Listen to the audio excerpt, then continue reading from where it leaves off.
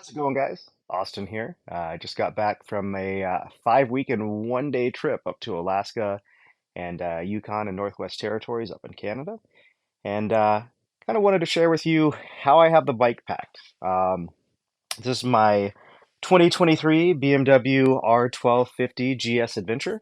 That is a low suspension model. I've had it right at about 17 months and just crossed 40,000 miles. So gets a lot of use. I haven't really had a single issue out of it, and for the trip, it was pretty much the best travel partner that I could have.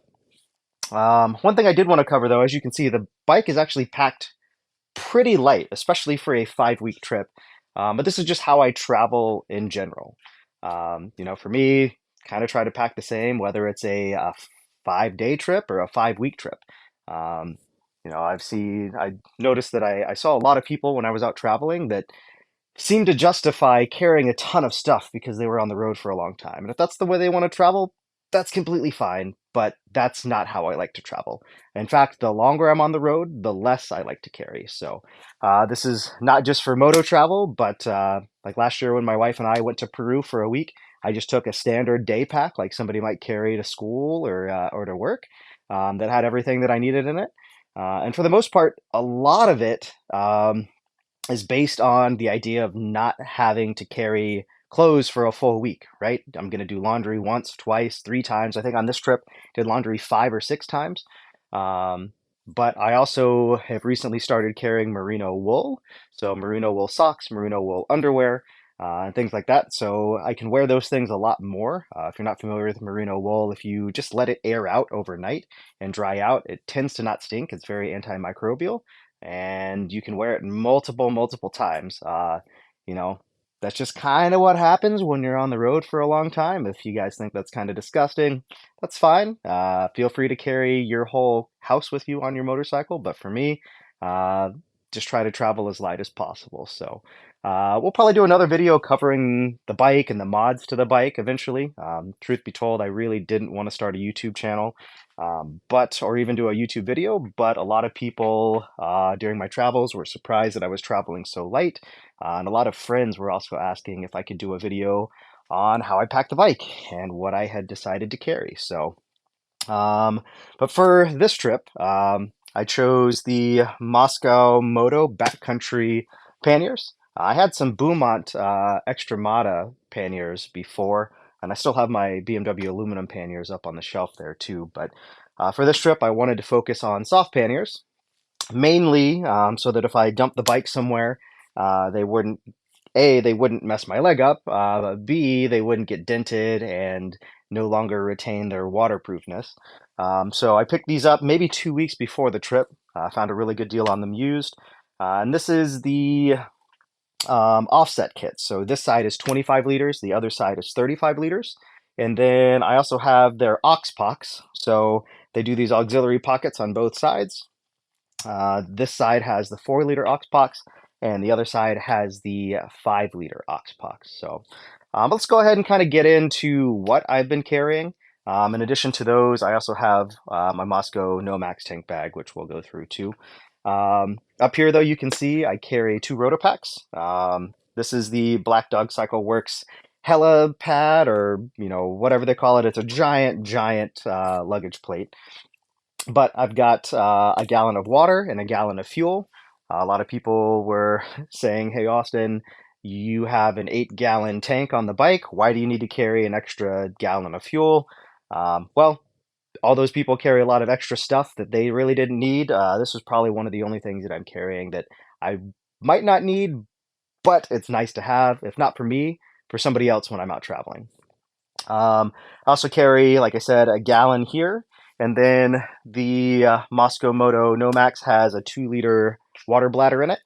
I also carry 2 additional 2 liter water bladders where I can carry up to 2.5 gallons total of water if I need to. So this gallon plus an additional 6 liters. My thought process is the bike could break, I could run out of gas, but I could still survive having 2.5 gallons of fresh drinking water. I know some people carry filter kits and things like that. I thought about doing that and still might modify my setup in the future, but haven't quite gotten there yet. So but don't always carry that much water, only when I'm really far back in the woods. Let's go ahead and cover this 25-liter pannier and kind of what's on this side. As you can see on the beaver tail out here, these came in very, very handy this trip. These are actually just very inexpensive bar muff covers. You might be familiar with Hippo Hands. These are just the Oxford brand, and they go on very easy. I originally bought these because I was riding sport bikes, sport touring bikes, and I didn't have handguards. So I needed a way to be able to keep my hands warm in the winter down in the 15, 20 degree Fahrenheit range.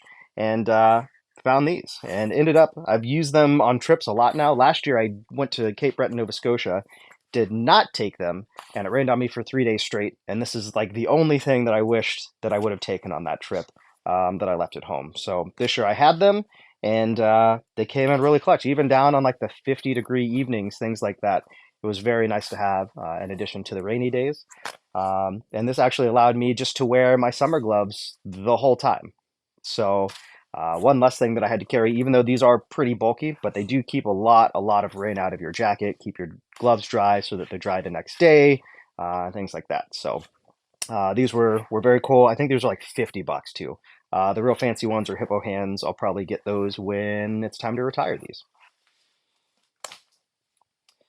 All right, we'll go ahead and get into the main compartment. This is where I keep all of my camping gear. And again, I have not unpacked anything, so um, it might be a little bit out of shape. But first up that I have up top, these are the tent poles for my tent. So I've been using a Big Agnes copper Spur HVUL2 bikepacking tent, and the key to that bikepacking tent are these short poles. So my last tent had, I think, probably 19 or 20-inch poles. They wouldn't fit in a pannier, but this new tent says 12 inches. So these are 12-inch poles sections, and this really makes a huge difference. The tent was very expensive, but my last tent was okay quality. It was a Marmot, and it lasted me moto camping for, I don't know, the past 7 or 8 years. It's been all over the country, and hopefully this one will do the same. Only now it's a lot more compact. So we also just bought these before the trip. So this is actually a really cool light setup. So what it is, it's actually, it does string lights. So you can kind of see there, and the lights just come out. And this is 32 feet long. So got a bunch of different settings that really helps illuminate the campsite a lot. It's USB-C rechargeable. I think it's $18 on Amazon, nothing crazy. But it also has another feature where it has a spotlight too, so with a couple different settings. So very cool, easy light to live with. Again, USB-C rechargeable, just like most of the other stuff that I have. So that comes in really handy setting up camp, and the battery lasts like 3 or 4 nights camping. So highly recommend picking one of these up. Lots of utility in very little space. Another thing that I've started carrying as of last summer is this small little USB fan. I know it seems kind of bougie, but you just plug it into a battery pack, and this thing doesn't take up a lot of space, but you can use this for multiple things, right? So the most popular thing that I use it for, the most frequent thing that I use it for, is actually just in the tent, right? You might be setting up in a humid area, it gets a little stuffy, you've got the rain fly completely closed, and you just want to circulate some air. This thing works perfect. And running this on a battery pack overnight, the battery pack doesn't even drop 1 bar. So very efficient. The other thing that you can do too, you can use this to stoke the fire. So if you've got a fire going, you can set this, and it has 3 different settings, like I said, and you can just aim it at the fire. The other thing, let me grab my boots real quick, is that if it has been raining or you stepped in a water crossing or something like that, you can actually set this in here and turn it on and assist your boots in drying out overnight. So obviously you only carry one, so you got to swap it back and forth, but lots and lots of utility out of a small little fan like this. So, and the key to a lot of this stuff is just making sure that everything has multiple uses, right? So instead of carrying one thing that only does one thing, carry something that does multiple things, and that's how you can save a lot of space. All right, in addition to that, coming on out now, I've got couple different freeze-dried meals. This is my favorite brand. It's a Good To Go brand out of Maine. These taste the best, and they come really easily in single serving instead of double serving. So you can A, carry less, but B, you're not wasting a lot of food or stuffing yourself, making yourself eat all of a 2-serving freeze-dried meal like you might get from Mountain House or some of the other brands. So I've got those, have a couple of those actually. And then in some of these reusable bags, Ziploc bags, I've got some oatmeal and then some coffee. And then also have just some granola, but this has been mostly eaten now. So kind of the food supply that I carry. This is my camp kit. We'll go over this in a little bit. This is all the camp stove stuff. We'll put that away for now. Also carry this little Eno beach blanket. So again, this really helps if you just want to have somewhere quick to be able to put out and have a covered little area on the ground. Also, when it's really hot out, I actually use this as my blanket on top of my camping pad instead of carrying 2 sleeping bags or sleeping on top of my sleeping bag. I like having a little bit of coverage on me, so I carry this and get, a decent amount of use out of this. You can also string it up just as a sunshade as well. But I also carry another setup for that, which we'll show you here in just a second. All right, and now we start pulling the tent pieces out. So I recently started just keeping all of my tent pieces in my pannier without keeping it in a tent bag. Normally if you have a tent and it's all wrapped up in its tent bag, it's round, and you waste a lot of space with multiple round things next to each other, right? So I'd have my tent, I'd have my sleeping bag, and then I'd also have my camp pad. And that really, I felt like there was just a lot of wasted space down between there. So rather than starting to do that, I just started stuffing all of this stuff down in here once I got my sleeping pad and my camp pad in. And if you notice, I pack it in the order that I'm going to use it. So footprints first, because I've actually put the poles in the footprint to where it's self-supporting, and then I put the tent in. And then after that comes the rain flag. So that's all down there in the order that I need it. And same thing when I'm packing everything away, I'll put it up. The nice part about these backcountry panniers is that if you are putting up something like this that's wet, you can, instead of putting it in with all of your other wet stuff, you can stick it in the beaver tail out here and let it dry out. Or these inner dry bags, you can actually unvelcro both sides and kind of create a compartment where all of your dry stuff stays down on the inside, and then all of your wet stuff is up on the top side. For me, I like to kind of grab it out and let it dry out. It rained on me the night before I rode a 17-hour ferry from Prince Rupert, Canada, down to Port Hardy on the top of Vancouver Island.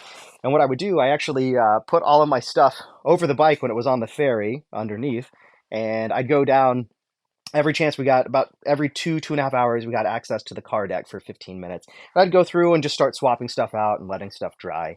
And by that evening, everything was nice and dry. So, all right, in addition to that, I recently purchased this as well. So this is my Nemo Tensor all-season camp pad, and this thing has been great. I think it has like a R 5.4 value, and I sleep so comfortably on this thing. Highly recommend picking one up. Again, I don't get sponsored by any of these people. I bought this from Moto Camp Nerd. Super cool guys. I bought the tent there too. Like to support small businesses. Again, I have no affiliation with them at all. But I just like seeing people start small businesses and succeed, and I try and support them when I can. So if you want to buy stuff from them too, go over there. You don't even have to tell them that I sent you because they have no idea who I am. But this camp pad has been great. This is the regular wide. So this is 25 inches wide, so a little bit of extra width. I found was actually really nice to be able to spin around, things like that. And then I actually keep my part of my pillow system in there too. But the pillow system is part of the ZenBivy quilt system that I have, which is a very unique system, and everything packs down into this. So it's all 20 degree down, 25 degree down, something like that, and it packs down very, very compact. So I'll probably do another video at some point just on my camping setup, but just kind of showing you guys how I pack right now. All right, now in this front ox box, oh wait, we also have tent stakes for the tent and guy lines as well for when it's super windy. All right, now in this front side, I was telling you that I had kind of an additional setup for rain and shade, things like that. But what I keep in here, I keep just a small, this is actually a small, cheap Harbor Freight hammock and straps. I think this was like $20. I had a nice two-person Eno hammock as well, but that's it's a little bit bigger than this. So I went ahead and just took this one. It's a single person, and this was nice for taking naps. Unfortunately, it was pretty buggy most places I was at night, so I wasn't able to sleep in this. I hammock camped for a while, the last couple seasons, and recently returned back to a tent. Hammock camping's nice, but when you're camping with a bunch of people, which I wasn't this time, but camping with a bunch of people, you don't always have enough trees for everybody to hammock camp. I started hammock camping, other people started hammock camping, and then you'd go out with a bunch of guys, and all of a sudden you don't have any trees. So kind of gone back to the tent. Plus, on this trip to Alaska, I didn't know if I was going to have a place to string up a hammock or not. I didn't really know what the terrain was going to be, where I stopped. I didn't really have a definite itinerary, so I still took it, used it a couple times, glad that I did it. Another very versatile piece to have, like I said, from hammock camping, is actually the tarp from the tarp slash rainfly for the hammock. So this is a big, I think this was like 12 by 9 or something. And what I really like about this is that I can use this for multiple things. So it is waterproof, just being a tarp. So if I need to work on some wet grass or in some mud or something like that, I can actually put this down and be able to use it for that. I can string this up from tree to tree and be able to have, a cover for my bike or a cover for my tent. I think on like the 6th or 7th night of the trip, it rained 4 inches overnight. And I was able to set up camp right before it started raining and actually strung this up from the front of my bike here over to a tree and ran a ridge line there and was able to have a nice covered dry area to set up camp. And then my tent stayed relatively dry as well because it was covered. The other thing that I can do too, I'm actually using a tripod right now, which I carried with me. It's the Peak Design travel tripod. It's carbon fiber. Probably a little expensive, but it's very compact. I got it on a Black Friday deal, but it's nice to use the tripod too, because not only can I use it to take pictures of myself when I'm not here, or when there's nobody around to take a picture of me, I can also use the tripod to run a ridgeline too. So say I'm out in the middle of nowhere on the barren tundra and it's raining, I can actually set up some sort of shelter and be able to almost stand up underneath it, at least sit underneath it, using this. So very, very handy to carry something like this. If you don't have one, highly recommend picking one up. You can also just get a cheap one off of Amazon, but very, very versatile to carry and not a lot of space. And then now on the back side here, we've got my camp chair. So one thing not having the aluminum panniers with me on the trip is that I no longer had a place to sit. Or have a table. I'll cover the table thing a little later. I've kind of come up with a unique solution that I'm gonna refine a little bit more and provide a more in-depth video. I'm actually thinking about starting to sell this new table solution that I came up with. So, but we'll show you that probably in a couple weeks as I get things more refined. But this is the Nemo Moonlight chair, I think. It's not the Moonlight Elite, it's just the regular Moonlight. I had an REI chair for like 8 years that I used to carry, and it finally ripped. And I took it back to REI thinking, hey, it's REI brand, maybe they'll replace it for me. But unfortunately, they just said, oh, unfortunately, it's reached the end of its service life, which is fine. Figured I'd try. But they actually gave me 30% off of a new chair. So ended up buying this one. And what I like about this one is that it's full mesh. Because one thing that I like to do up here in the mountains is to pop this chair in the creek or in a river and just be able to sit there in the summertime when it's hot with water flowing. And so that's what this is for. It was the only one that is full mesh now. Back when I got my original chair a couple years ago, almost all of them were mesh, and now this one was the only one left that I could find easily available without having to order it from REI. So but that's pretty much it for this side of my panniers. I'm gonna go ahead. I'm gonna swap that pannier to this side without having to move the bike, and then we'll kind of go over a couple more things. That's most of my clothing and things like that. Oh wait, just remembered. Let's actually go over my camp kit here. So one thing to stay organized, if you carry some inner bags that help organize a lot of stuff. Um, that's what I found works best for me. So I actually have two of these bags, and these are actually from previous company that I worked for. But these were made for oxygen kits for airplanes. But because of that, they actually have a lot of kind of organization in them. But we'll go ahead and start kind of going through a lot of this one by one. I know we're already kind of getting long in the tooth for the video, but I wanted to be nice and thorough and kind of go over everything that I carry. So I'll probably just keep this back here and keep grabbing more stuff out. But this is just a Stanley, like $40 Stanley frying pan that has a lot of things that it comes with, especially for $40. So it comes with this little cutting board. It came with this spatula. It also came with some utensils. Or sorry, these are the Jetboil utensils. This came with additional utensils, but I left them here and didn't take them with me because I prefer the Jetboil ones. And it came with 2 plates and for that as well, so that you can put your hot pan down. And this is actually a decent frying pan. It's decent thickness, has a lot of weight, carries a lot of heat. I was able to cook a decent number of very good meals on this trip with it. So that was nice. I didn't use it once I got up like in the Yukon and stuff like that, just kind of being afraid of bears, not wanting to attract bears with smells. So didn't really cook much but freeze-dried meals when I was up there, or just ate when I was at different restaurants that were available. So, but this is, as I said, kind of getting into the camping cook kit. The basis of my cook kit is actually something that I bought a little before this trip and was very impressed with it. It's actually a Firebox stove. So this is the box for it.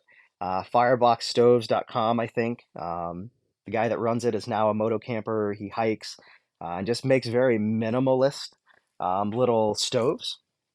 So this thing is actually really cool. I'm really happy with it. But it folds down to next to nothing. I'll do another video on a lot of this stuff too. But just so you can see kind of what size you're working with here. It's very tiny. How cute, right? So, but it actually fits in this box, or in this case. This is what they call the X case, and it fits in this very, very well. It actually locks in, and through this I can actually burn multiple things. So I've actually got their little propane burner, so you can burn little propane canisters. I also have their alcohol stove, so it's designed to fit a Trangia alcohol stove.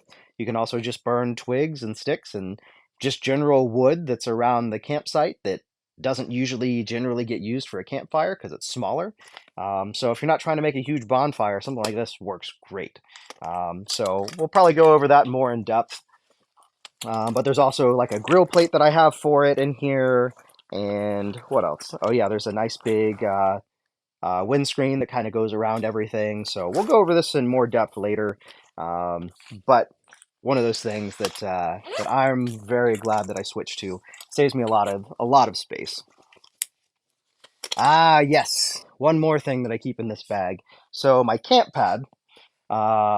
Since I've upgraded to a new nice expensive camp pad, I didn't want to be kind of blowing air into it a whole lot. Because if you do that, you can end up building up bacteria, moisture, things like that, to where you'll get some mold. So I ended up buying this from a company called Flextail. This is a small, tiny little pump that works absolutely amazing. This can blow up your camp pad like 10, 20 times. I think it's rated at like 20 times, and so far it hasn't let me down at all. So this super tiny saves your lungs at the end of a day, and this was definitely worth the $50, especially with how many nights I camped this trip. In addition to that, I carry AeroPress Go. So everything kind of packs into here to be able to make coffee. If you've never seen the AeroPress coffee setup, very, very cool setup. It's kind of like a mix between a vacuum press and a French press. Makes very, very consistent coffee. So I started using one of these on a motorcycle trip across the country back in 2017 when I rode from LA to Florida and then up to Jackson Hole, Wyoming and back. That was 8,500 miles over 5 weeks. Started using the original AeroPress back then and actually carried a grinder and would grind my beans every morning. I'm not as bougie now. As you can see, I carry that bag of already ground coffee. So it just makes it a lot easier and one less thing to carry in the grinder.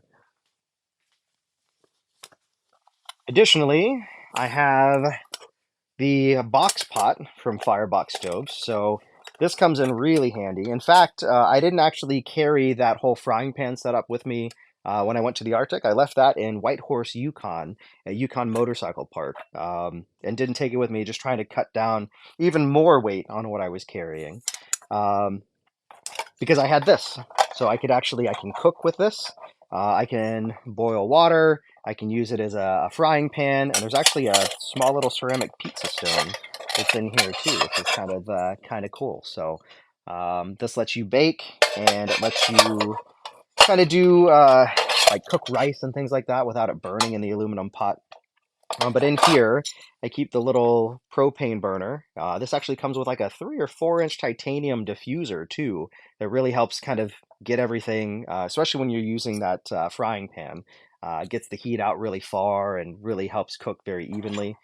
And then the little Trangia alcohol stove, which I default more to this when I can. Uh, as long as there's not a burn ban going on. Unfortunately, when I was in Alberta and Saskatchewan, places like that, there were burn bans going on. In fact, I got out of Jasper National Park in Canada the morning that they evacuated Jasper. So there was definitely a burn ban going on then. And unfortunately, one of the last people that saw Jasper in all of its glory. And Jasper was absolutely beautiful. So, but again, I prefer this. It's silent. But it can also be kind of dangerous because it burns super quiet, burns almost clear during the day. And if you knock this thing over, that denatured alcohol that it runs on is going to go everywhere and just burn up a lot of stuff. So um, keep my uses of this to a minimum, but it is nice to have multiple ways to cook and start fire and things like that. And here I also keep camp suds, which is good for washing dishes. I've used it in a pinch to wash my hair. You can wash clothes with it. You can kind of just general all-purpose cleaner in a small little bottle. So again, trying not to carry too much stuff. Let's see what else is in this bag. We'll put this down here. All right. We already went over that. Oh, yes. Another product from Flextail. This is their Mosquito Repeller S. So it's actually worked pretty well. Up in Alaska where there were tons and tons of mosquitoes, it didn't work that great. It helped a little bit, but up there nothing can really be helped. But there's also a little lantern in there too, so very multi-purpose. And then in this other pouch, got that titanium diffuser plate that I was telling you for the propane burner. And then I've got a couple Tinder Quicks in here, and then also a couple Esbit tablets, like a whole box of Esbit tablets. What I didn't show you for that stove is that there's a little plate made to support an Esbit tablet. I think these things burn for like 12 minutes. You can boil water with them. You can cook. They also work really well as fire starters too. So again, multiple uses of one item. That's kind of the name of the game here. Okay, so I think that's everything out of this pannier now.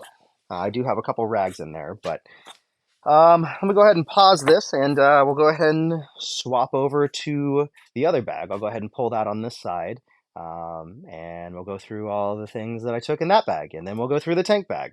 This video is turning out to be a lot longer than I thought it was going to be. Sorry. All right, so I've got the Backcountry 35 from the other side swapped over on the mount on this side now. That way I didn't have to rotate the bike around. But this kind of houses all of my clothes, and it's backwards. So normally this is on the front of the bike, and this is on the back of the bike. So if I get a little confused, I'm sorry. But you can see on the outside, though, of the 35, this is where I keep all my clothes and kind of my other motorcycle stuff, things that you might wear, essentially.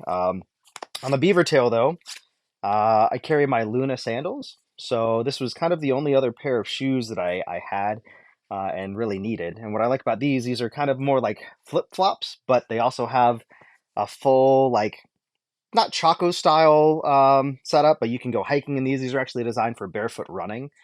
So Luna sandals, have been my favorite, most comfortable shoes that I've really ever owned. When we went to Peru last year, I wore these everywhere, and they don't take up a lot of space. And they're great shower shoes. You can wear them, in the lake, in the river, to the pool, wherever. You can pretty much do everything in these as long as it's warm enough. And if you put some socks on, it kind of helps be able to use them in even more conditions. So, in addition to my riding boots, I took these, and it's pretty much all that I needed. Your results may vary, but these don't take up a lot of space. And again, they are the most comfortable shoes. If you go to lunasandals.com, they do have like a scratch and dent section, and that's where I got these. You save a couple bucks. You can get them from there. But again, highly recommend these. I love these things. All right, let's go ahead and go into the main compartment here. Let's see what else we got. All right, so this main compartment, being that it's on the other side when the kickstand's down, this is kind of where I keep all of my quick access things that I need throughout a ride. So got a spare set of gloves. I didn't wear these once, but what's nice about these are just basic leather gloves. I can actually use these if I'm working around the fire as well. If I got a fire going, or say I'm baking and need to grab something, these just leather roper gloves from Aerostitch work really good. So again, multiple uses. We've got those. I also carried a heated full jacket liner, plus controller too. So what's nice about this jacket liner is that it's full length as opposed to just a vest. So I can actually wear this as a jacket too, which I did a couple times. I also have some other jacket options in here. Going to Alaska, even in the middle of the summer, looking up at Prudhoe Bay, up at the very top of the Arctic Ocean, can be like 40 degrees. So I wanted to make sure that I packed and had all of my bases covered for all temperature ranges from 100 degrees down here when I left to, 40, 35 degrees up there. I think the coldest temperatures that I saw overall were in Montana this trip, though, and that was like 43 degrees. So nothing too cold, but definitely from a southern boy that's used to summer here in the Knoxville area, going up and dealing with that cold just wasn't really looking forward to. And I actually ended up wearing this anytime it dropped down, probably sub 60, with the wind chill on the bike and everything. It just made things much more comfortable, just to have a little bit of heat. All right. I also carried 100% Armega goggles. So for those of you that aren't aware of how to get to the Arctic Ocean, which was the main goal for the trip, there's two routes right now. One is the Dempster Highway that goes from pretty much close to Dawson City, Yukon, all the way up in the Northwest Territories, all the way up to the Arctic Ocean. But that's about 500 miles of dirt road one way. And when it gets dry, it gets very dusty. And cars, motorcycles, and 18 wheelers go on that too. And those 18 wheelers just blow dust everywhere. So before I left, I made sure to take my motocross goggles, and I wore these for the whole Dalton Highway as well as the Dempster Highway. The Dalton Highway is the same kind of type of thing. It's about 500 miles one way that goes up to Deadhorse, Alaska, up at the Arctic Ocean. I'll talk more in a later video probably about Deadhorse versus Tuktoyuktuk, which is at the top of the Dempster Highway, and kind of my experiences with the two. Deadhorse was pretty much the goal to begin with, was to go to the top of Alaska. I didn't even know the Dempster Highway existed until about 3 weeks before I left for my trip. Really glad I went and did the Dempster. But spending that much time off-road, these goggles came in very handy. I wear contacts, so the goggles made a huge difference in just being able to keep dust out and make sure that my contacts weren't affected. Now, being that both of those roads were dusty and muddy at times, the bike got absolutely filthy. So we got pretty lucky. I didn't have too much bad weather. I ended up riding the Dempster Highway alone, but I met a new buddy, Louie, up in the Arctic Ocean. We were camping close to each other. Ended up riding south together, and then over for the next 2 days over to Tok, Alaska, as well. So got to spend some time with him. And then going up the Dalton Highway, I actually got to go with an old neighbor of my parents who lives in Anchorage. Went and hung out with him and his wife Jay. So Jeff and Jay, thank you very much for hanging out with me and letting me hang out. And I'm glad that Jeff got to finally go up and do the Dalton Highway with me. Jeff didn't actually have any camping equipment, so a lot of that camping equipment that I showed you earlier, the tent, the camping pad, and the sleeping pad, we actually replicated that entire setup for him. And luckily, we had to wait a couple days for it, and the weather was really bad up on the Dempster or on the Dalton Highway, going up there, and it had rained for multiple days. So kind of waited the weather out there in Anchorage, and we were able to pop up, pop back. No real rain until we got about 15 minutes north of Fairbanks, Alaska, on our way back in. So got very lucky there with no rain. That road turns to complete junk. They treat it with calcium chloride, and it just gets super muddy. So very glad that we were able to do that. But Jeff had always wanted to go and do the Dalton Highway, just didn't want to do it alone. So I'm glad that we got to go together. My late father probably would have loved to have gone, but unfortunately, if he couldn't go, I've known Jeff since I was like 6. So him and his wife Jay were kind of like second parents to me growing up. So that was really cool to go and be able to do that with Jeff. Maybe we'll see Jeff in future videos if I end up spending more time in Alaska. We'll see. All right, what else do we have in here? We've got an MSR Dromedary Light little water pack, which we had talked about earlier. What's nice about this, they actually designed these Oxpox pouches to where when this is full, you can actually put it in here, and this spout lines up perfect so that you can just have the water coming right out of there. So it's like having a little kitchen sink to be able to brush your teeth, wash dishes, things like that. What else do we have in here? I've got the Peak from my Arai XD5. Got that helmet last year and have been really happy with it. But for long highway slogs, I took the Peak off. This trip, today's Wednesday, and I left Seattle, Washington last Friday at 1 p.m. and rode straight to Chicago in about 43 hours. That was 2,059 miles. And so I took the Peak off because that was a long highway run. It was pretty brutal. If I do a trip like that again of that length, riding that distance in a day, it's not going to be at the tail end of a trip like this was. It was I was already pretty tired. I was having to stop every couple hours and take like a 30-minute nap.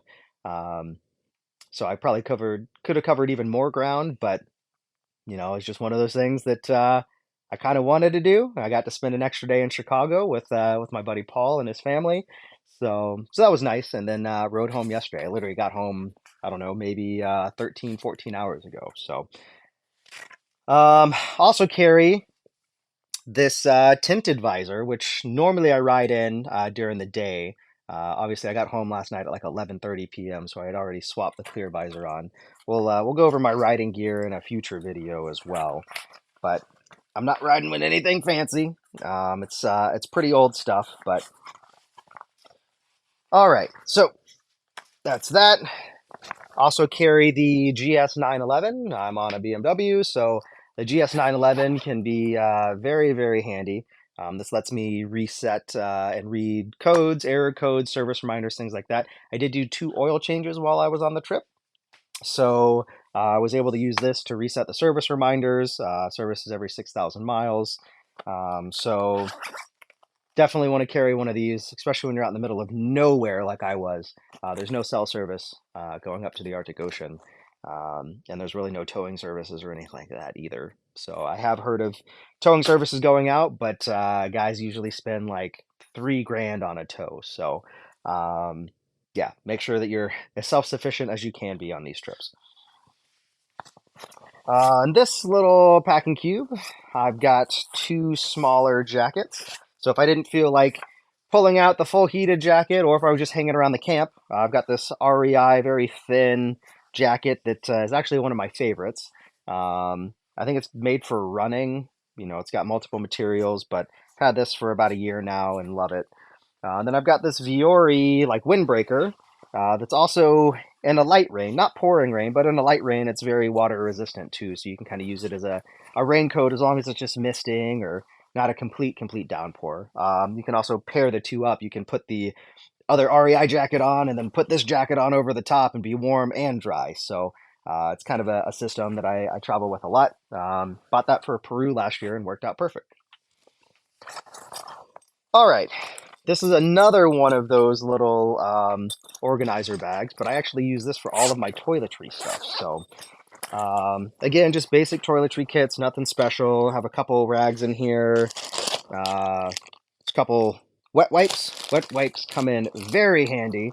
You can use them for wet wipe things. You can use them to bathe yourself, things like that. So I highly recommend those. Little sewing kit if I need it. You know, all your typical stuff. So obviously don't carry a full-size shampoo. You can carry like these small little refillable bottles. My glasses are in here. I also have this very good little, sorry, I'll put that down, towel.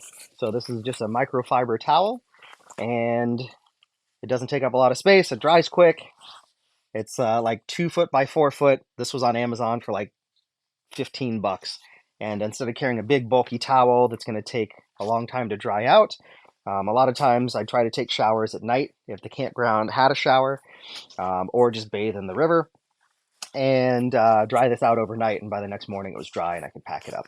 If it didn't dry out, I could always put it in the bag and divide everything out like we talked about earlier. So, but yeah, so that's kind of the toiletry kit there. Oh yeah, just a couple loose clothes that I didn't put back in my packing cube. Again, merino wool shirt. I took 2 of these with me.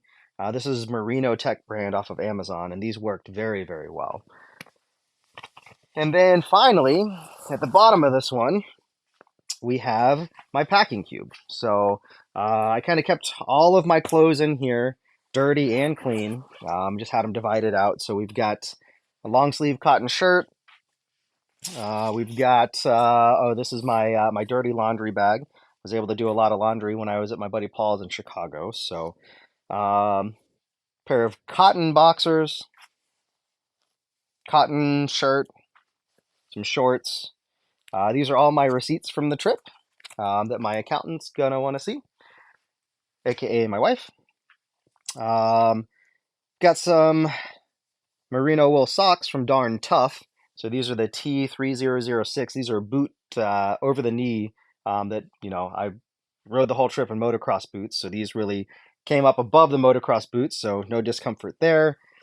Merino Tech underwear, merino wool, a couple other things. Another one of these shirts, a couple pairs of shorts. But overall, really didn't take that many clothes. So we can go over clothes more in depth later, but yeah, so very simple, very few clothes. There is a pair of jeans in here as well, and then some thinner long underwear, which I highly recommend getting a good set of thin long underwear. I travel with that pretty much all the time, whether on the bike or not. You never know when things might turn cold, or you might get diverted somewhere if you're flying and have to go be cold for a couple days. Long underwear can kind of transition any clothes into, you know, you could drop down another 30 or 40 degrees with long underwear and still be comfortable. I did have one time where I was in, I forget where I was at. I think it was in Florida somewhere, but I got the last hotel room that there was, and the AC was just stuck on 60 degrees, right? And I would have frozen my butt off that night if I didn't have my long underwear. So I was able to put my long underwear on, just sleep in that, be in that all night, and that really helped a ton. So it doesn't take up a lot of space, and it works well.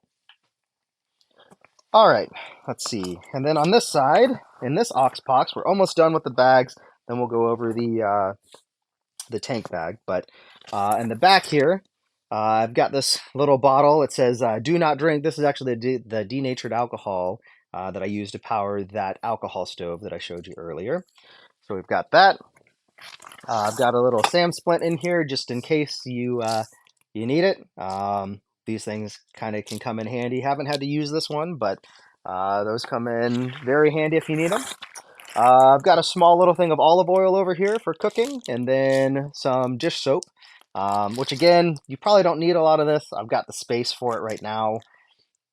I could take it or I could leave it. You know, the olive oil is nice for when you're actually cooking, but if you're just doing freeze-dried meals, things like that, you don't really need it. Same goes for this. This is just a a multi-spice kit that's got curry, cayenne pepper, garlic salt, black pepper, salt, paprika. Just very simple, but very compact. You don't need to carry individuals of each. This is actually probably even overkill. I think I really just use just the salt and pepper and garlic salt, and maybe sometimes the curry. So probably still a little overkill for me here, but again, I've got the space. And then I've got two little isobutane canisters. So we've got the small 110 gram one, and then a little bit bigger MSR one that's kind of the main one that I use. And then this one's kind of the backup just in case I run out. So, but there's the large one there. So, so that works fairly well. This is probably a little excessive with all of this stuff over here. I could probably get rid of the denatured alcohol and just use just the butane. But again, I do like how quiet the denatured alcohol stove runs. So that's really handy. And these things pop out really easy too. I didn't show you that earlier. All right, and then now on this side, this is kind of my catch-all, because normally this sits up here up front close to me, but this is where I keep got a rag to clean off my windscreen. I've got some little cleaner here to clean off the windscreen, clean off the visor, clean off the front of the bike. I've got just some bug spray, which is needed.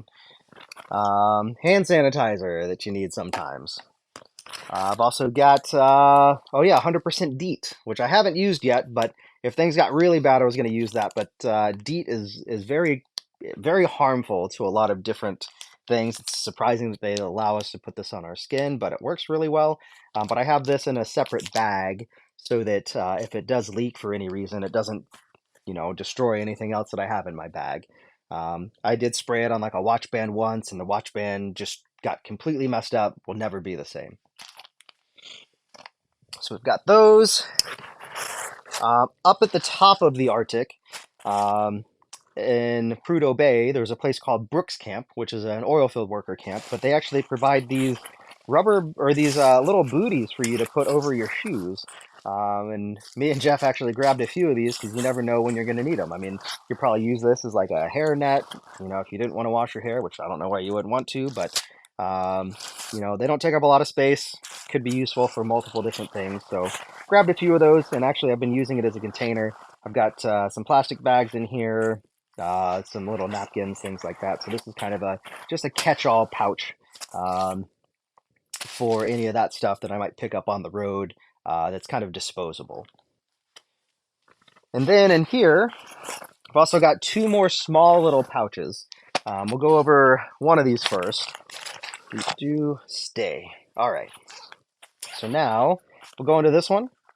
This is for my helmet. So this is kind of like the breath guard for the helmet.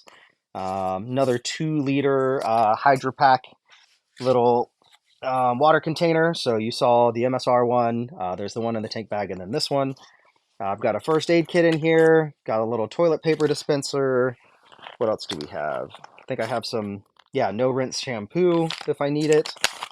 Some waterproof and windproof matches, stormproof matches. first aid kit. So that's kind of everything that's in this one. And then in the other one, we've got some additional things. Man, see, it's very compact, but there is a lot of stuff to cover. So,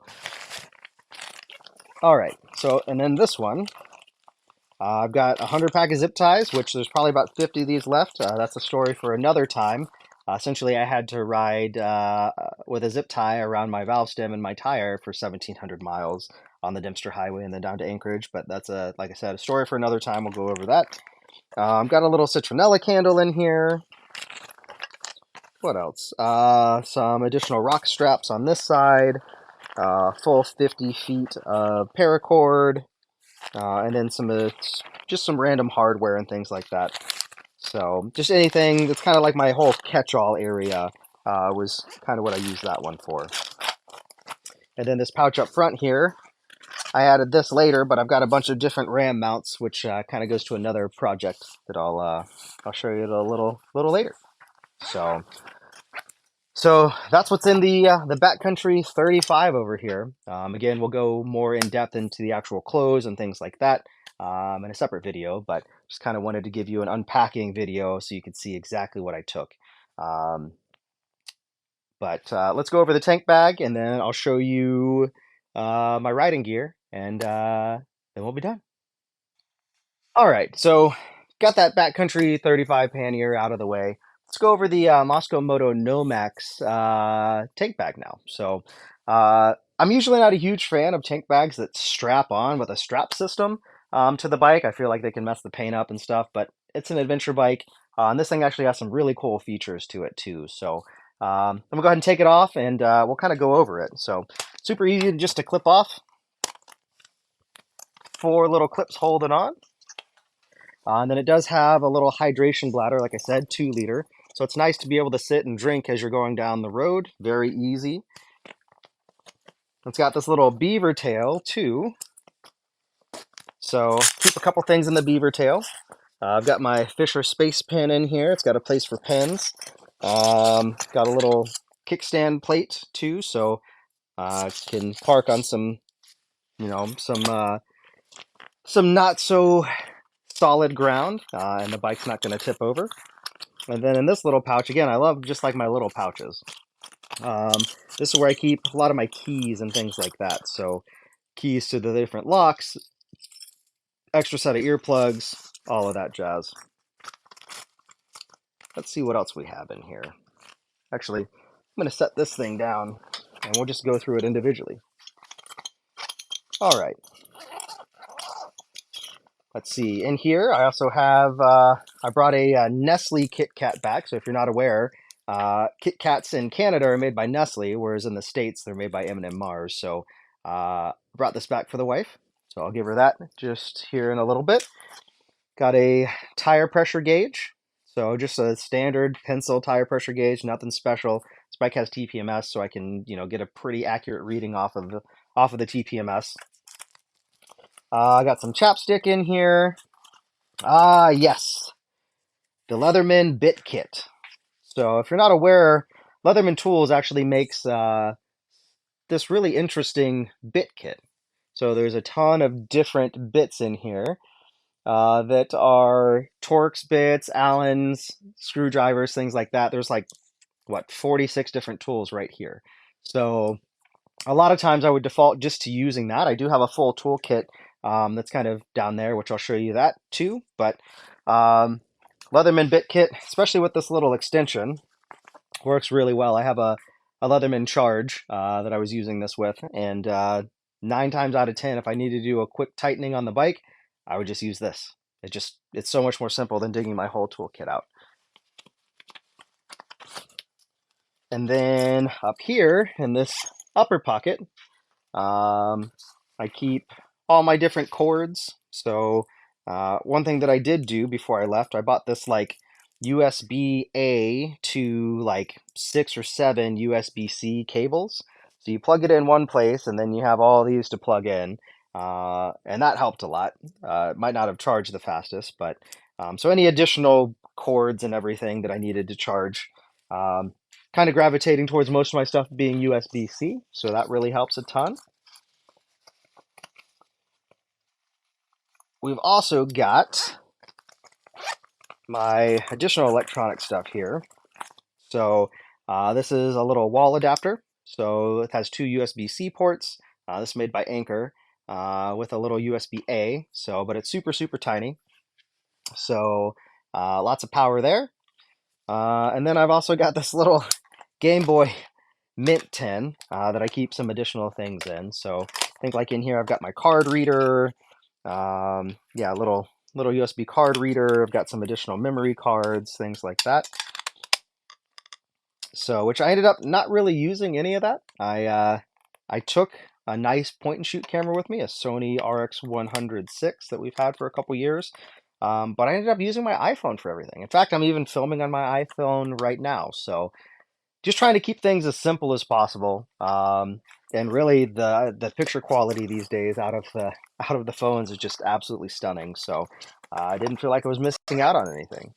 So that's kind of the front pocket here. Let's go over the back pocket. Let's see. So I've got a lighter in here. Kept my iPad mini back here. So iPad mini, it's kind of besides my iPhone, it's the only computing device that I took. Also got some glove liners. These came in really handy with my gloves, so that I could essentially just use my regular gloves that I had, my summer gloves, and it'd get cold, and with these I could ride down into like the 50-degree range, and then with those mitts that I have, the covers, you can ride down in rain, and then also down into 40-degree weather.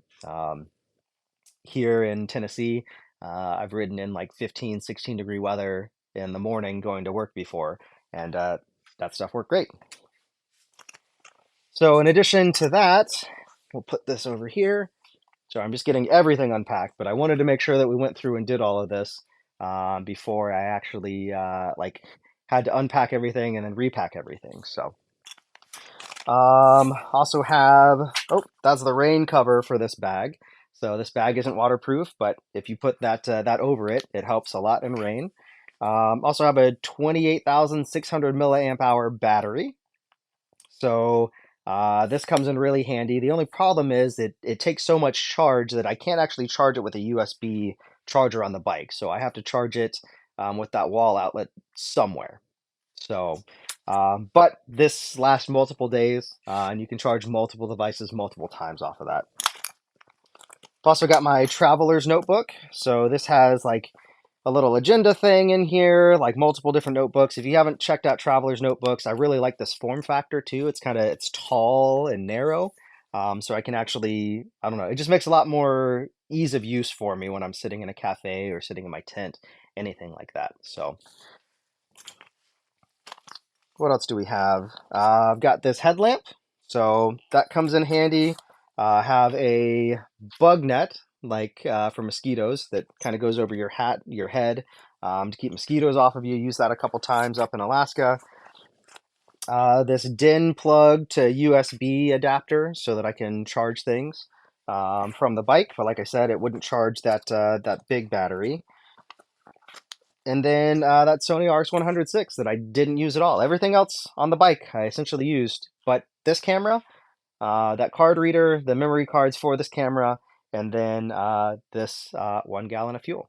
So, but that's kind of it for the bike. We'll probably go over gear a little bit later in another video because that's a thing for another time.